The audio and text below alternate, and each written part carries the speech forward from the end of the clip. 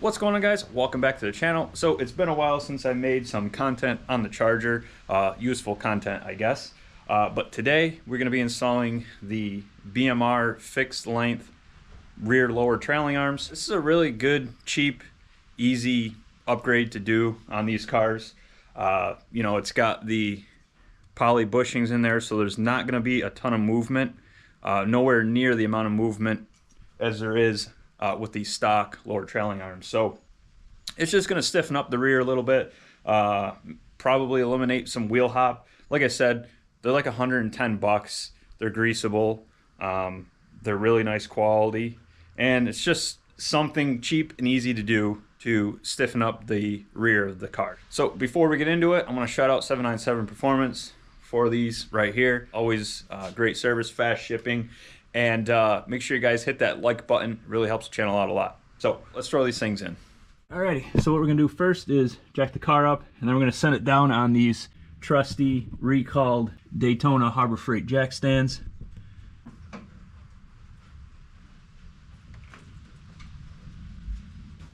And next we'll pop the wheel off. In case you don't know, there's a 22 millimeter. We'll go over torque specs as I'm tightening everything down. Alright, now for tools, just to get the arms off, you need an 18 millimeter wrench and an 18 millimeter socket, or 2 wrenches, however way you want to do it. I'm going to use an 18 millimeter socket with my Milwaukee Impact and a wrench. Fastest way to do it. This can all be done with basic hand tools. So an 18 millimeter socket and an 18 millimeter wrench, or 2 18 millimeter wrenches, however you want to go about it, that is all you need. Plus, of course, your 22 millimeter socket for the wheel, and a torque wrench if you want to torque everything down, which I highly suggest doing.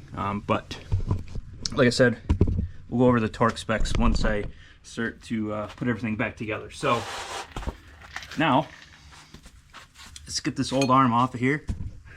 So the lower,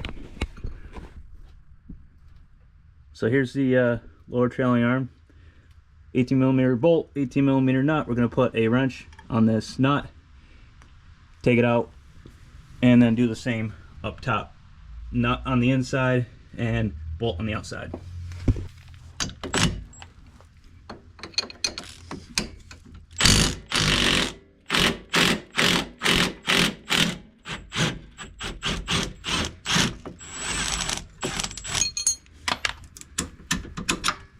Bada bing. There we go. Arm comes down, and that thing is chintzy. It's cast aluminum junk. Look at how much play there is in this bushing up there. That is insane. Look at this.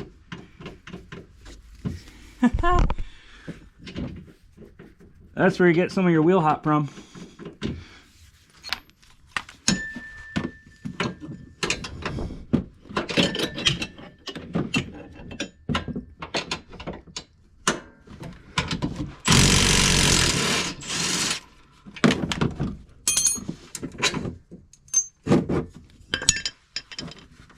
Go. Easy as that. Now, let's check out the difference. Woo! Beef. Look at that. That is beautiful. Alrighty. Now, the new one. Slide that up in there. I believe the grease fitting gets pointed down. And got our bolt started up there.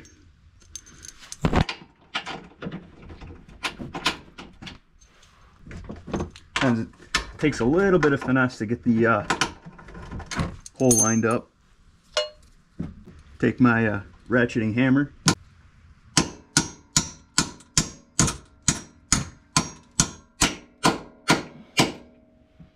Get in there.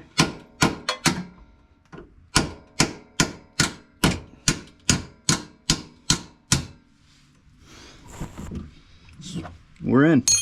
Alrighty. Look at how much tighter that is. It's like a quarter of the movement. That's awesome. All All right, go ahead and throw our nut back up there.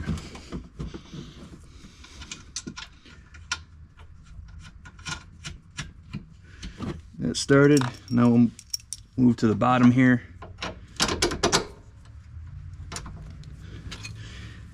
Take the trusty ratcheting hammer again.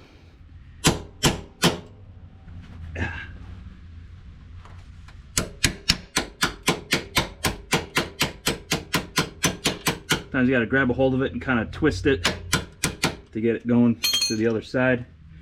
Once you see it poking through, start the nut. Don't go too far because you won't be able to get the nut between the rotor and the knuckle. Pro tip. And that's that. Go ahead and get everything tightened up. Not too crazy. I think it's only like 83 or 84 foot-pounds. I'm going to double check that and get back to you in a second once I get these snug down.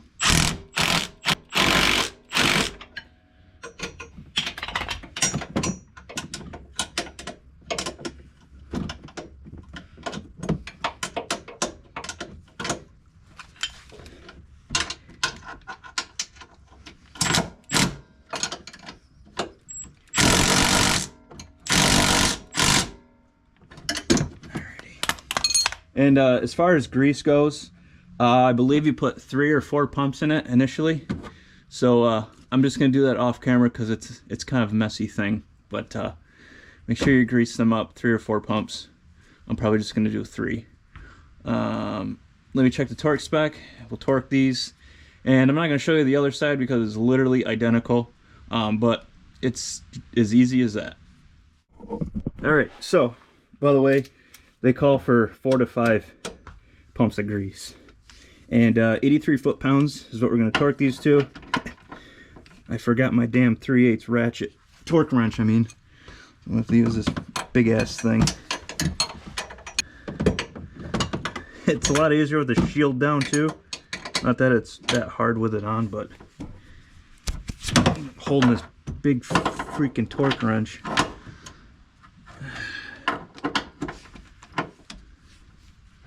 Come on. There we go. Alright. 83. Here we go. Jesus.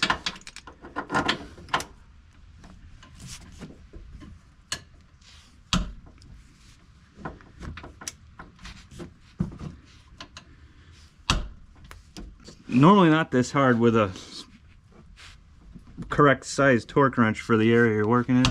But yeah. They don't have that at the moment. And the clicks are so far away, they gotta manually click it. Or the teeth, rather. Anyway, I don't know why I'm wasting your time showing you this, but torque it to 83 foot-pounds, and then we'll put the wheel back on, and we'll torque that down, and that's it. Alrighty. So the torque spec for the lug nuts is 111 foot-pounds. So now, just tighten the wheel down, torque it down to 111, and you are off to the races. So it's as easy as that. Like I said, I'm going to do the other side off camera, but I'm probably going to do some testing with these, do some more launches, and maybe I'll report back in the comments or something and let you guys know if I notice any difference with these guys installed. But as you saw, tons less movement in that bushing area, so it's definitely not going to hurt. You know, and the difference between the two, I don't have them right here. Oh yeah, I do right here. The difference between the two is insane. So for the $110 it costs to swap these out, it's definitely worth doing, just for the beefiness and the poly bushing as well, with very minimal movement. So that is going to do it for this video, and we will catch you on the next one.